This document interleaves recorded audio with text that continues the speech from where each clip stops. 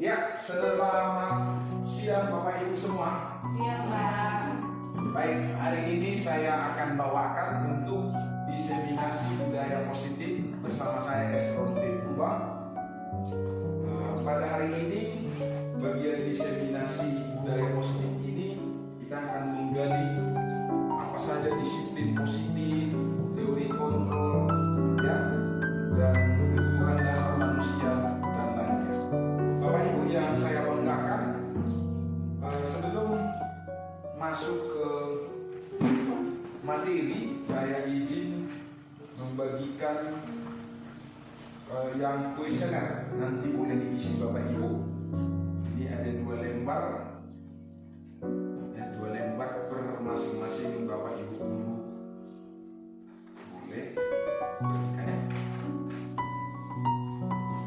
termasuk kepada ibu kepala sekolah ya. Sudah cukup ya. Ini ada 10 rangkap ya Bapak Ibu. Oke, baik Bapak Ibu hebat semuanya. Kita lihat diseminasi budaya muslim yang hari ini kita bahas ya. Bapak Ibu boleh melihat apa saja yang menjadi kebutuhan dasar manusia. Kebutuhan dasar manusia. Bahwa manusia itu memiliki rasa kasih sayang dan rasa diterima. And belonging.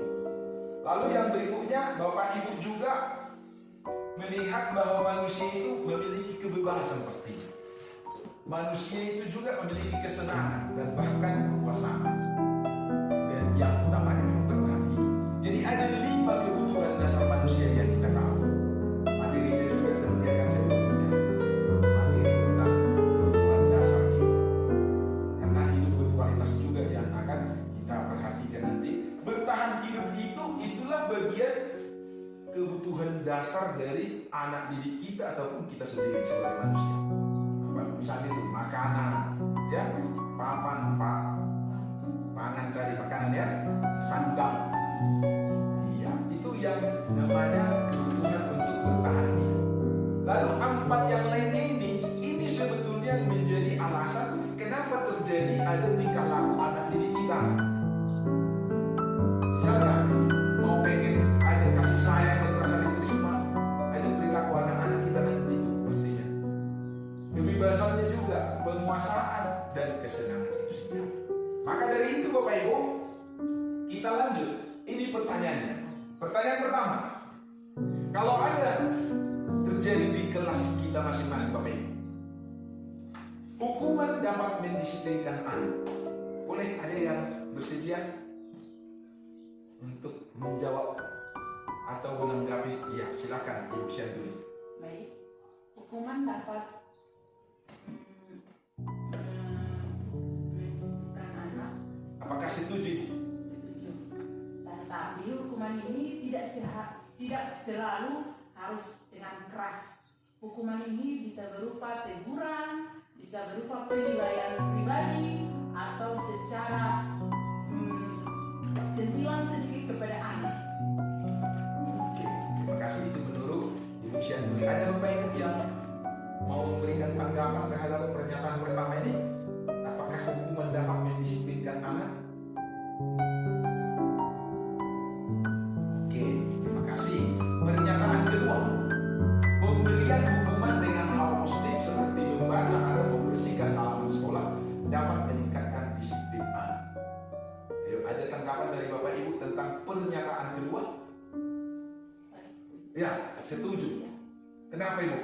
Karena terkadang saat kita memberikan disiplin seperti membaca akan menambah pengetahuan dari anak. Cara kita menghukum mereka saat mereka tidak melakukan sesuatu, kita suruh dia membaca, dan dampak positifnya mereka bisa menjadi mengetahui membaca itu istilahnya. Literasi ya. Oke, terima kasih. Lalu pernyataan ketiga ini, saya undang Bapak Ibu menanggapi, memberikan umpan balik yang konstruktif ya. Memberi penghargaan dapat meningkatkan motivasi belajar anak. Ayo Bapak Ibu,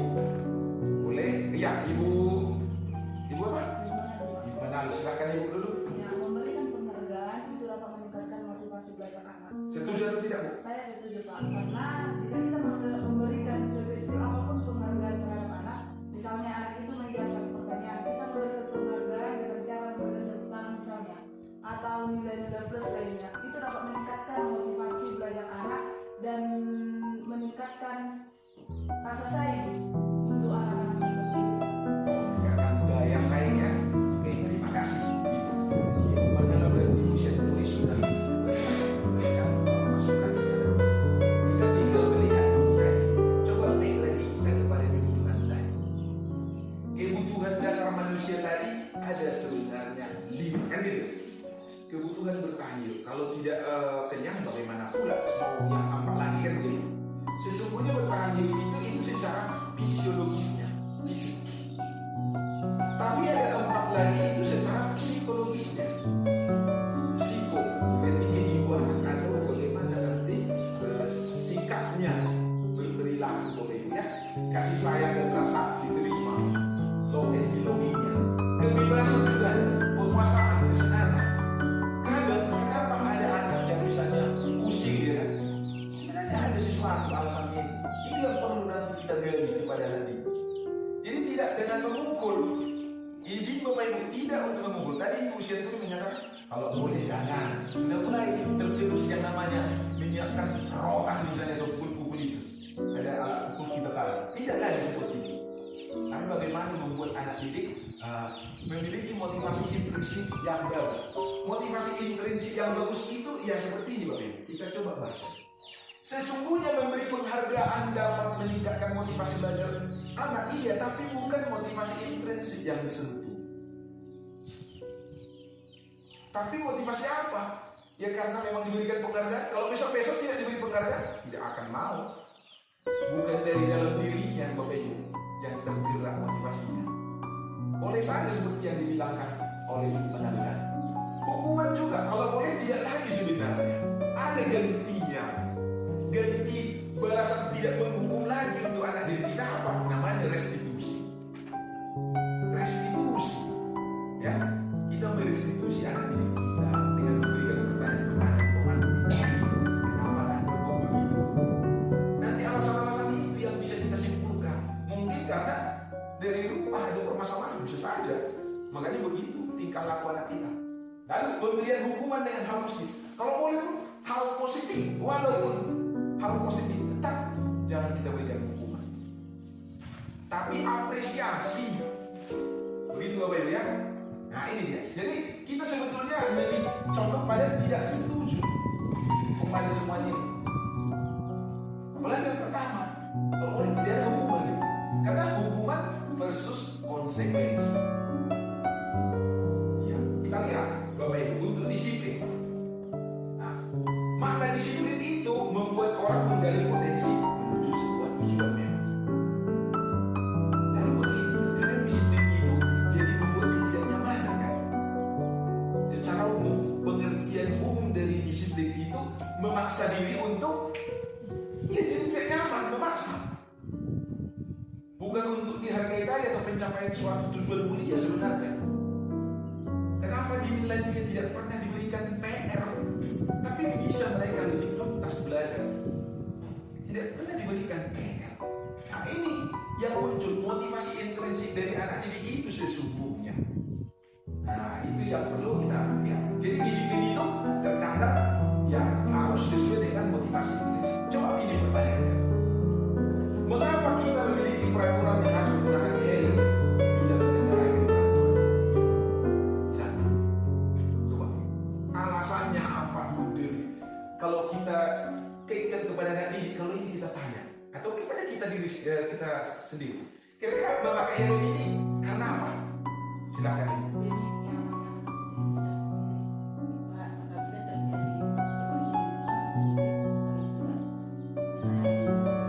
Wow, luar biasa ya.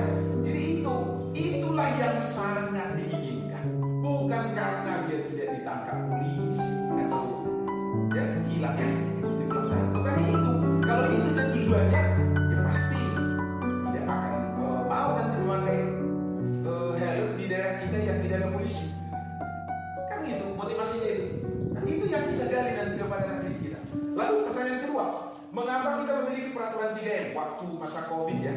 Dari 2020 kita rasakan itu menggunakan masker, mencuci tangan dan menjaga jarak. Kalau itu kita pakai sama seperti dia, bukan karena biar tidak ditangkap oleh pihak keamanan yang di pasar sana kan, tapi untuk diri sendiri supaya tidak kena COVID-nya. Nah, jadi untuk mendukung motivasi intrinsik itu kembali ke nilai-nilai keyakinan bahwa keyakinan lebih menggerakkan seseorang dibandingkan mengikuti peraturan.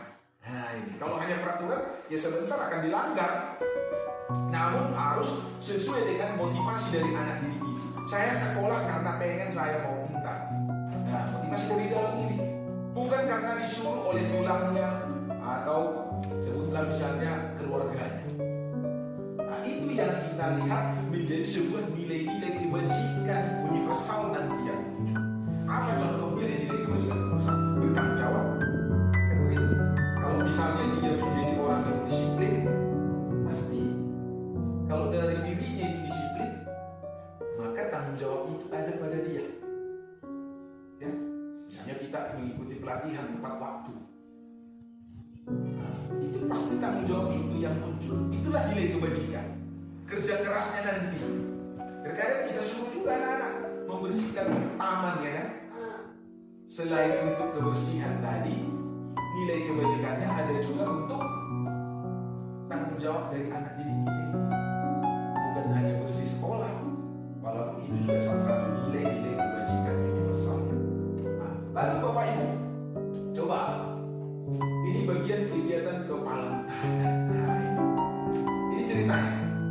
Saya coba misalnya ada tulisan di, saya buat dulu izin ya, Ibu Kepala Sekolah, boleh saya ambil dulu selembar, saya tuliskan di sana.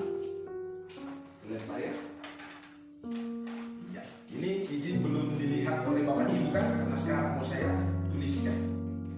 Saya izin Ibu Kepala Sekolah. Nah, ini maksudnya. Jadi ada tulisan di sini yang pastinya belum ditahu oleh Bapak Ibu. Lalu saya kasih lagi kepada Bapak kita yang penting, Bapak Srika. Coba buat dulu tangan simpan dengan bagus, Bapak. Sesuai dengan ada arah Bapak ya. Teman Bapak misalnya Ibu Panjaitan, ya misalnya.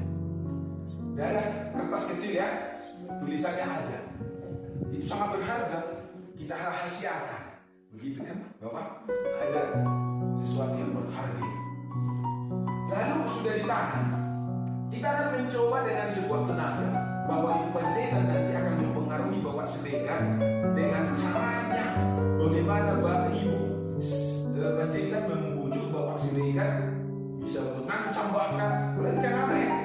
Sering karena kita kan ada posisi di atas, kita pikirkan kita boleh mengancam, apa yang kita takut? Gitu ya. Nah, buatlah dulu cara Ibu Panjaitan, apakah menghardik, merayu, menyuap bahkan untuk bisa memberikan itu. Coba silakan Ibu pengaruhi dulu Bapak Siregar untuk memberikan itu. Bagaimana cara Ibu? Silakan supaya bisa mau dibuka itu. Nah, ayo silakan peragakan dulu Ibu Panjaitan. Ya silakan. Ya, dicoba saja. Dibujuk atau dipaksakah? Kenapa Ibu memilih memaksa?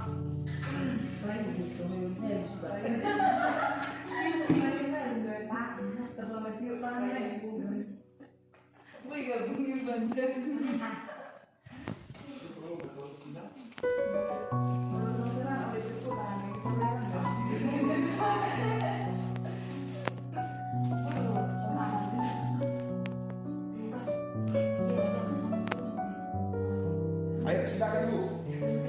Silakan mulai. Karena disinilah proses bagaimana membuat suatu pertanyaan-pertanyaan membujuk, memaksa, jangan-jangan karena ini kalau jangan memaksa. Tapi gimana caranya? Coba pengaruhi Bapak Siregar untuk memberikan apa yang tangan. Silakan ya. Ayo peragakan aja. Gimana cara Ibu mempengaruhi Bapak Siregar? Silakan praktekkan. Ayo Ibu. Ya. Silakan. Ya.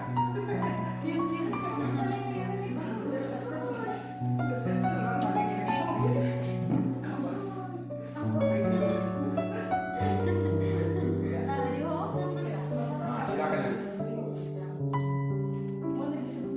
Boleh, boleh.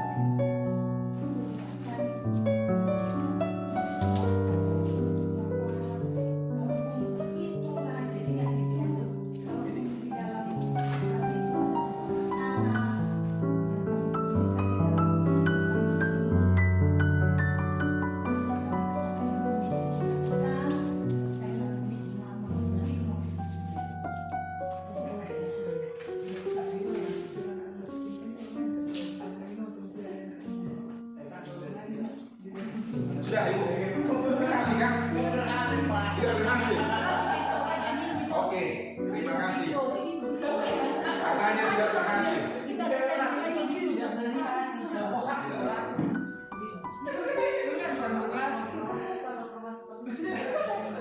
Saya itu orangnya saya semua. Ibu juga bisa. Belum beli, aku pasti Oke, mari kita lihat.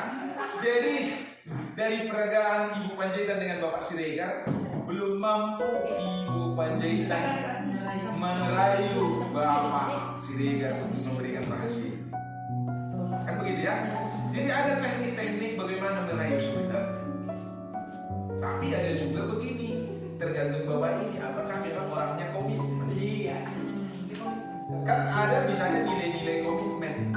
Kalau misalnya sudah ada tugas fungsi dan tugas pokok dan fungsi, apakah dijalankan itu demi anak didik atau karena ada rayuan-rayuan dari yang lain di sekitar?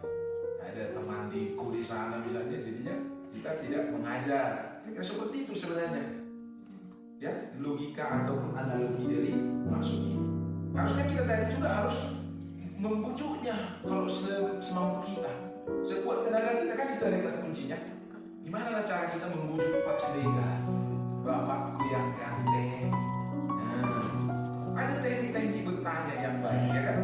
Bukan semata-mata kasihlah. Atau jangan-jangan kita juga memaksa kepada anak didik.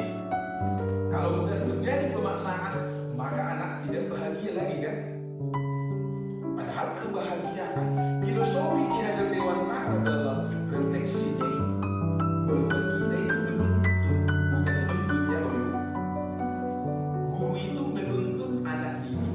Jadi kita sebagai amongnya, kita sebagai among penuntun anak didik, sehingga sampai kepada anak didik yang memang nantinya penerus generasi bangsa. Sesungguhnya kitalah arsitek peradaban Bapak Ibu. Arsitek peradaban. Kalau misalnya di lagu Terpujilah atau Himne Guru, di belakangnya itu sudah diganti apa gantinya? Apa tanda jasa ini? Membangun, iya, membangun insan ceria. Itu salah satu poin. Dalam hal ini juga kita menjadi penuntun bagaimana kebahagiaan anak didik kita. Mereka itu beraneka ragam, iya, tidak mungkin sama tekniknya untuk mereka, karena beraneka ragam. Jadi sesuai dengan kebutuhan, minat dan bakatnya. Itulah nanti yang prinsip pembelajaran berintegrasi juga. Ya, oke, kita lanjut dari peragaan. Terima kasih untuk Bapak Ibu yang sudah berada. Kita perhatikan perbedaan hukuman dan konsekuensi. Hukuman itu nanti sesuatu yang menyakitkan harus terjadi. Itulah kalau dihukum, pasti ada yang menyakitkan.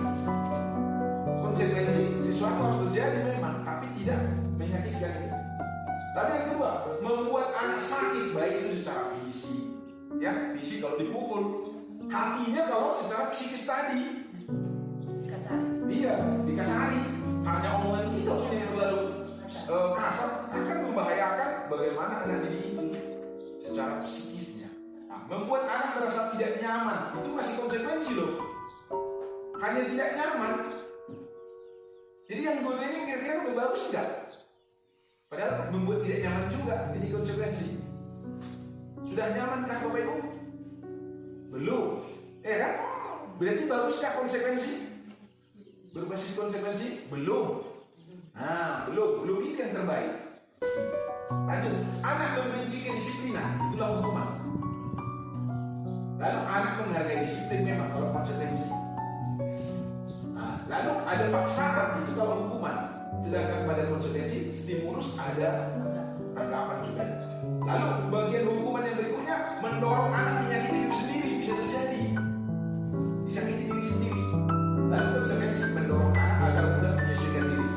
Ada beradaptasi ya, beradaptasi anak didik kita. Lalu yang berikutnya konsep diri yang buruk akan terjadi pada anak didik kita kalau berbasis hukuman.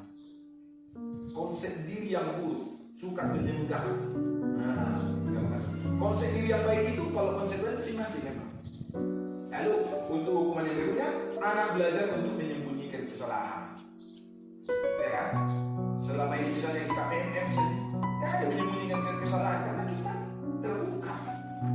Karena tidak hukuman yang masih diberikan kepala sekolah kita, masih berbasis apresiasi. Oke, anak belajar untuk mematuhi peraturan itu masih konsekuensi.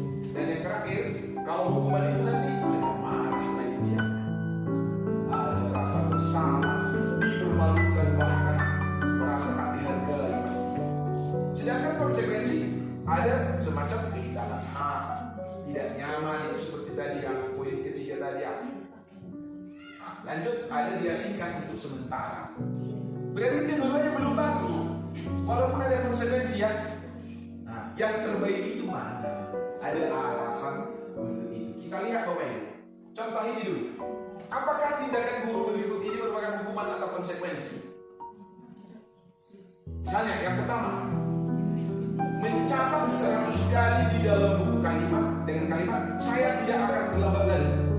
Karena terlambat anak kita itu, kita suruhlah mencatat sampai 100 kali saya tidak akan terlambat lagi. Bagaimana menurut Bapak Ibu? Hukumannya? Wah, iya, sangat setuju dengan Ibu Kepala Sekolah. Hukuman. Kalau yang kedua, lari mengelilingi lapangan basket 2 kali karena terlambat dari sekolah. Hukuman juga, ya fisik lah. Fisik juga, oke. Terima kasih Ibu Kepala Sekolah. Yang ketiga, murid diminta untuk push up 15 kali karena tidak menggunakan masker di sekolah. Hukuman juga. Yang keempat, menggantikan kertas tugas kelas, tugas teman yang telah dicoret-coret, diganti kertas tugas teman yang telah dicoret-coret. Konsekuensi, ya terima kasih. Membersihkan tumpahan air di meja tulis karena tersenggol pada saat belajar. Konsekuensi, terima kasih. Yang keenam, murid disuruh untuk mengenakan sepatu seharian di sekolah karena tidak menggunakan sepatu hitam. Hukumannya. Yang terakhir, lari mengelilingi lapangan basket 2 kali karena terlambat 10 menit untuk pelajaran PJOK. Untuk yang terakhir ini saya tidak setuju dengan Bapak Ibu. PJOK, konsekuensi, olahraga. Jadi poinnya itu kan PJOK. Ini bisa saja menjadi pemanasan sebenarnya, bukan hukuman, Bapak Ibu ya. Nah, kita lihat perbedaan dari hukuman dan konsekuensi. Karena anak yang belajar PJOK ya biasa memang 2 kali itu keliling atau mengelilingi lapangan basket tadi. Bisa ya Bapak Ibu? Itulah konsekuensi dan hukuman.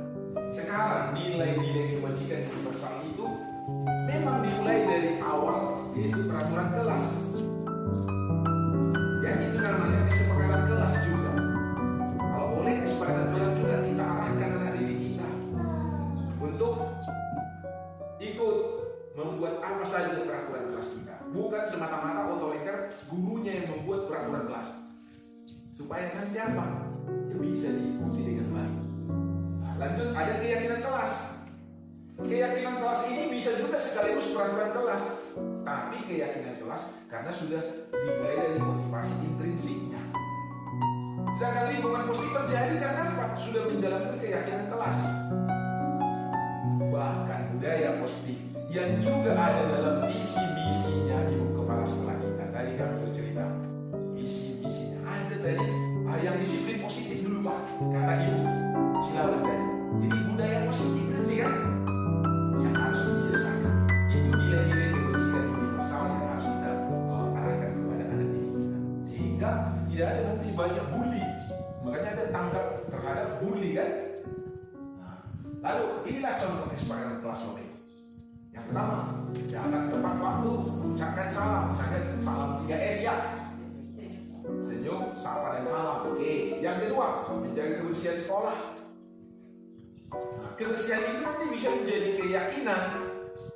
Kebersihan, karena kebersihan itu sebagian dari iman. Misalnya ini menjadi sebuah konten apa namanya, pernyataan yang bagus ya.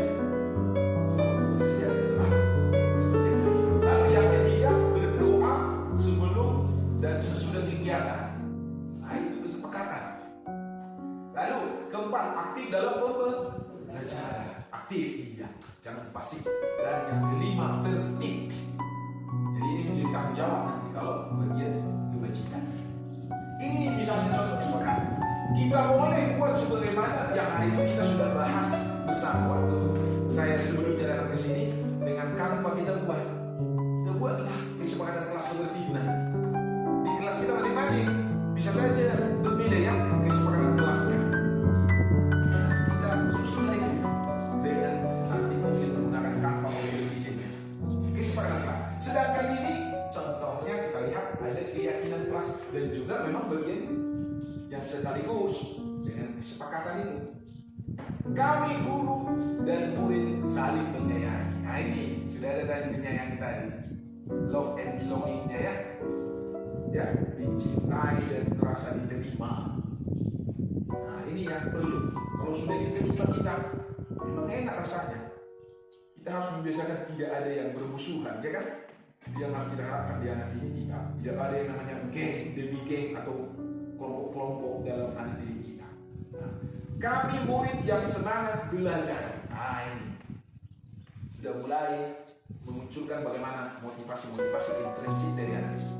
Dan yang bagian yang ketiga misalnya, kami murid yang peduli dengan teman-teman. Jadi peduli itu adalah suatu kebajikan, ya nilainya kebajikan. Peduli dengan teman. Nantinya kalau menjadi guru dia pasti dibantunya temannya kalau ada misalnya saling untuk kolaborasi ya. Itu kalau sudah dibiasakan dari kecil peduli, tidak egois tapi malah altruis nanti. Oke, inilah bagian kesepakatan dan sekaligus keyakinan kelasnya. Inilah menurut ahlinya Bapak Ibu. Ya, sudah ditulis dalam bosen ini bahwa posisi kontrol itu juga kita lihat. Kita itu sebagai guru kadang melakukan yang mana gitu. Coba, yang pertama ada yang merek ya, penghukum, kedua membuat orang merasa bersalah, ketiga teman, yang keempat memantau, yang kelima manajer. Mana kita isian di sana? Kalau penghukum berarti janganlah, kita harus merubah mindset lagi, jangan menjadi penghukum untuk anak didik kita. Membuat orang merasa bersalah boleh, tapi tidak menggali bagaimana itu motivasi intrinsik.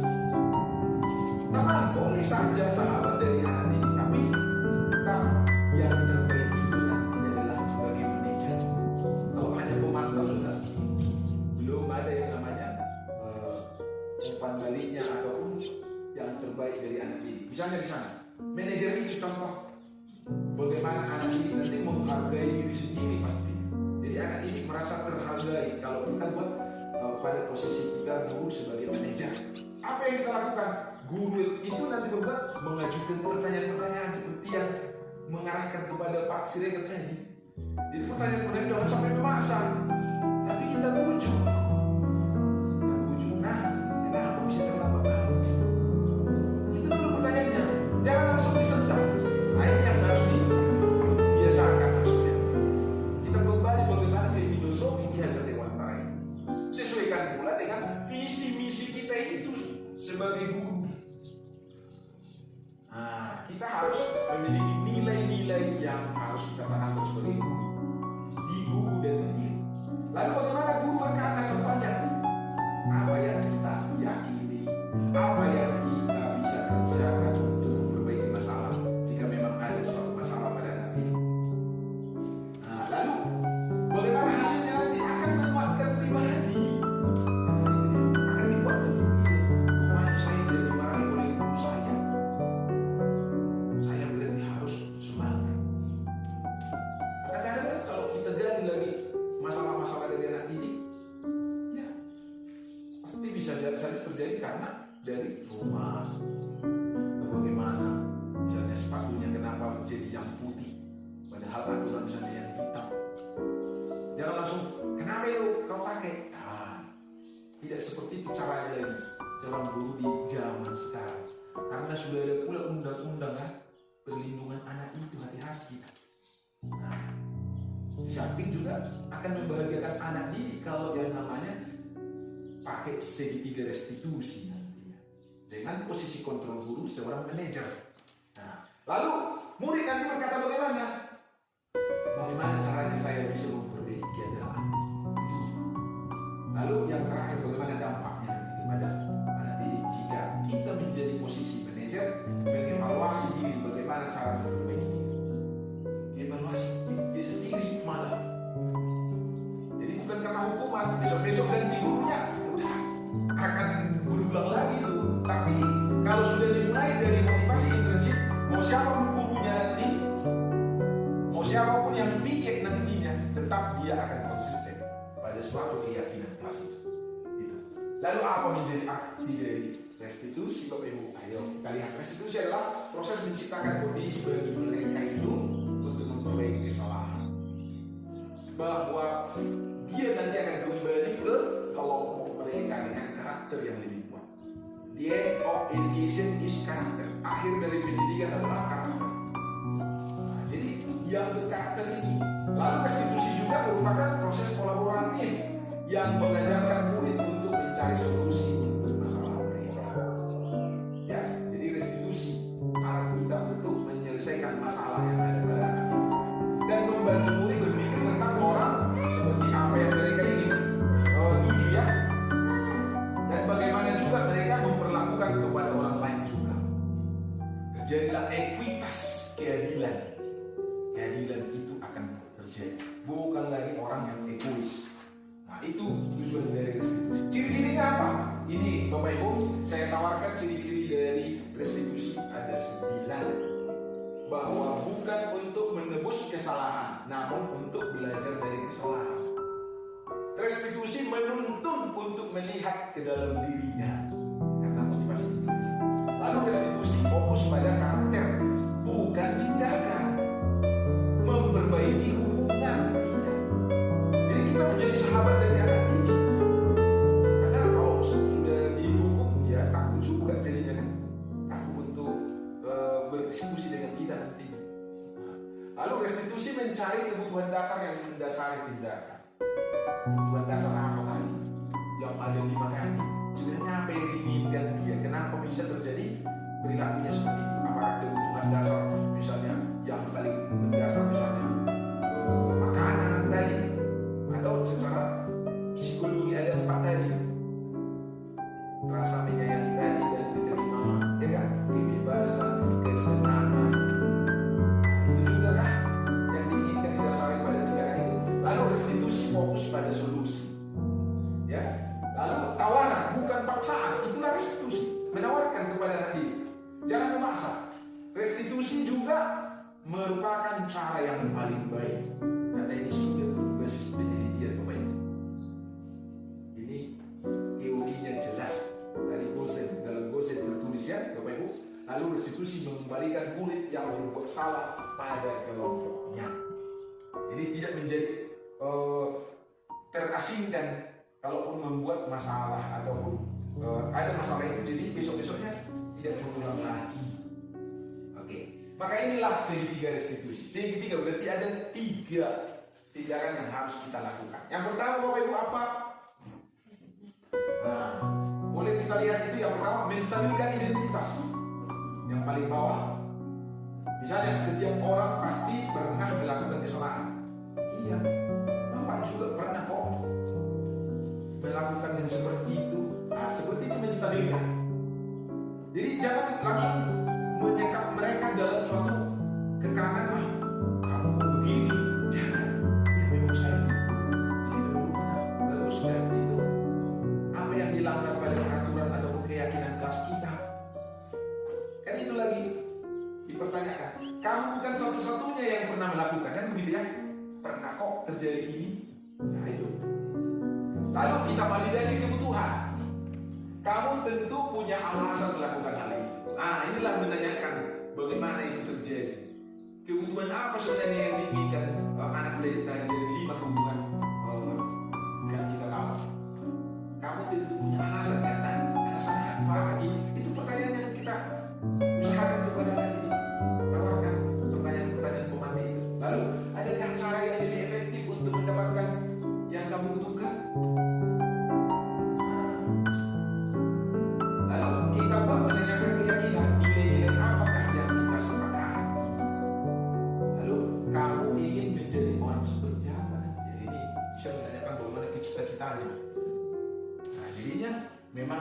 menjadi anak yang berkarakter lah. Secara umum, untuk kesimpulannya Bapak Ibu, inilah disiplin positif.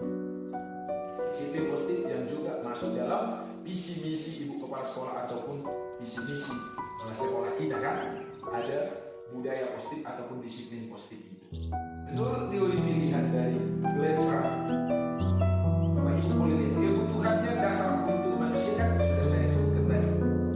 Ya, posisi kontrolnya juga kan sudah dari ada 5 kan. Teori motivasi juga dari ahlinya ada motivasi ekstrinsik dan ada intrinsik. Jadi kalau posisi kontrol itu nantinya yang nomor 1, 2, 3, kita lihat itu 1, 2, 3, 4. Nah, kalau 1 dan 2 saja hanya menghindari hukuman lah ya. Kalau yang bagian teman dan pemantau nanti kita gurunya berarti nanti hanya untuk mendapatkan imbalan. Nah ini yang penghargaan tadi misalnya buat bintang gitu kan, siapa yang sudah paling rajin, bukan itu yang kita inginkan yang paling bebas, tapi muncul dari diri sendiri, dari untuk dari diri sendiri sehingga muncullah nilai-nilai kewajiban universal. Jadi harus ada keyakinan kelas tadi.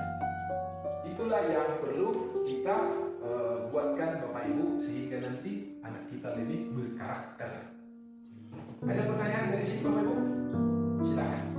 Jika ada boleh bertanya. Ada pertanyaan? Kalau tidak ada, silahkan di scan atau diketik itu linknya untuk menerima umpan balik yang konstruktif dari Bapak Ibu semua. Silakan coba di scan ataupun diketik itu dari HP-nya masing-masing. Ya boleh scan.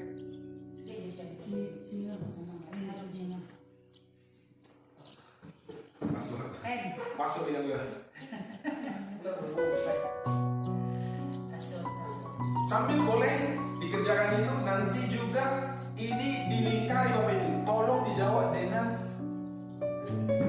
serius. Jangan mengada-ada.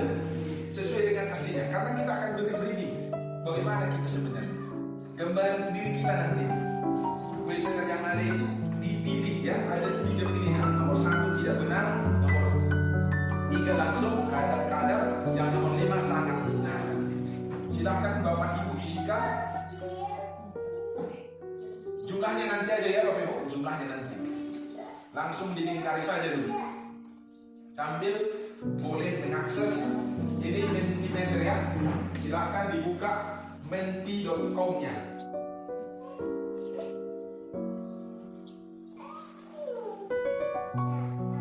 Ayo Bapak Ibu, silakan isikan ya, boleh di checklist.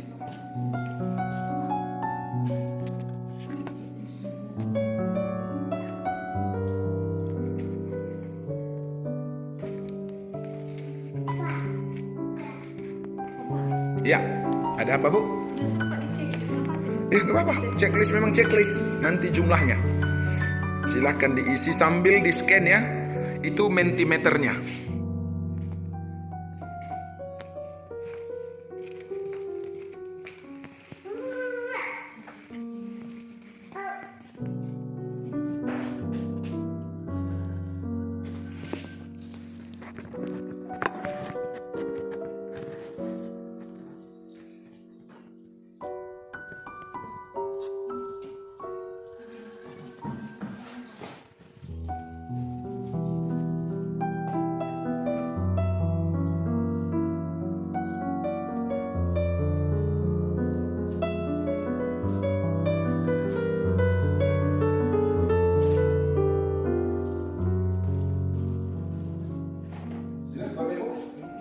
Ya, tinggal diisi mana yang paling cocok dengan pertanyaan yang ada. Silahkan diisi Bapak Ibu. Sebenarnya hanya sebentar saja mengisi untuk yang mentimeternya. Sudah di scan Bapak Ibu ya?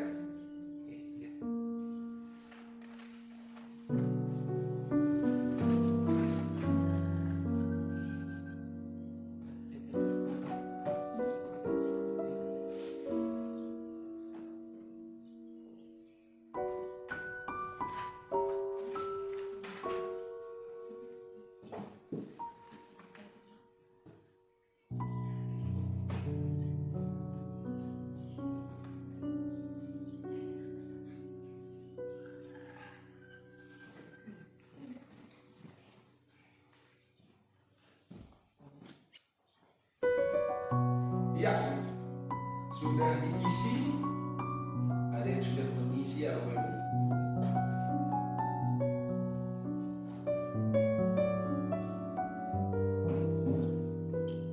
Dua orang sudah mengisi.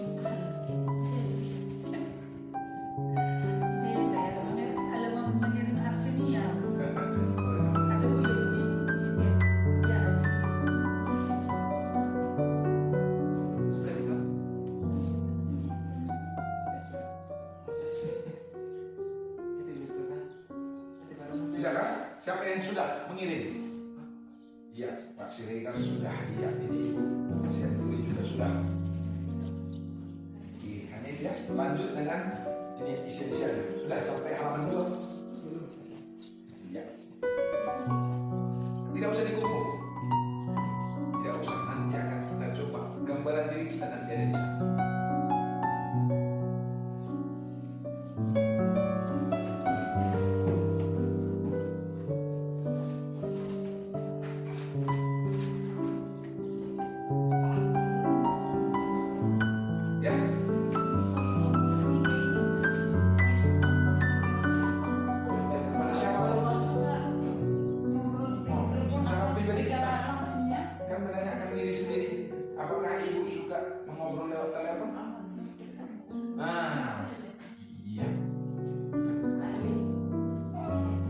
Iya, responnya masih 2 ya, Bapak Ibu. Belum di scan ya? Itu silahkan di scan.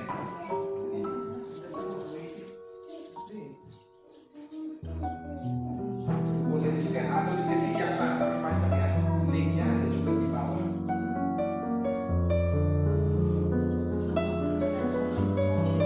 Ya, buka. Ya, buka. Bisa. Jadi otomatis ya. Tarik aja ke sini sambil proses buka itu.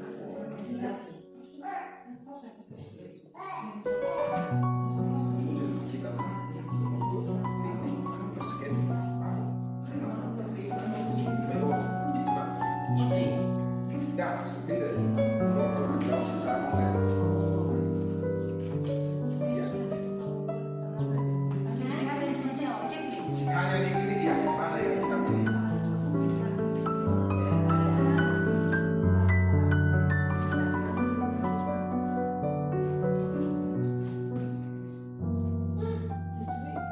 Sudah 3 orang merespon yang di Mentimeter. Setelah itu disubmit. Ya, minta disubmit ya, silakan. Kalau sudah jawab ya, Hanya silakan. satu hanya ini yang kita Iya. pilih. Di antara ini gitu. Ya. Oke, sudah. Ya. Barcode-nya lagi ya. Oke, saya profesor langsung.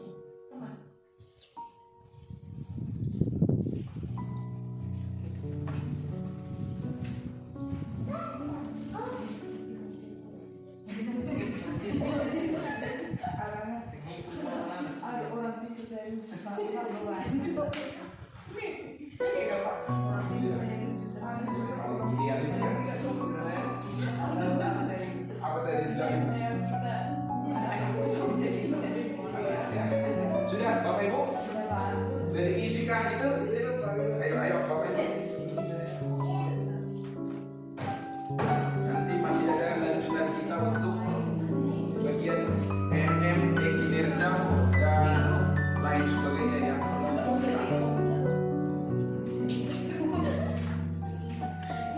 kita memantau di sini sudah 5 orang.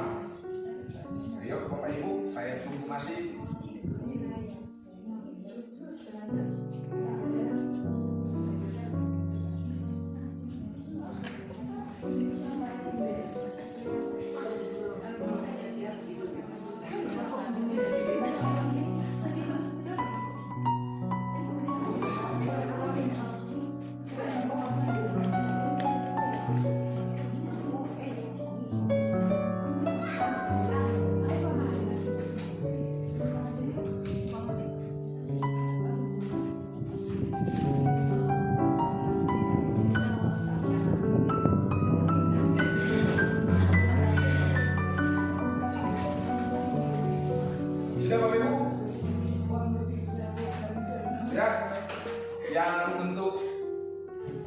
Kuesionernya sudah diisi? Sudah, Pak. Mari kita lihat kalau sudah.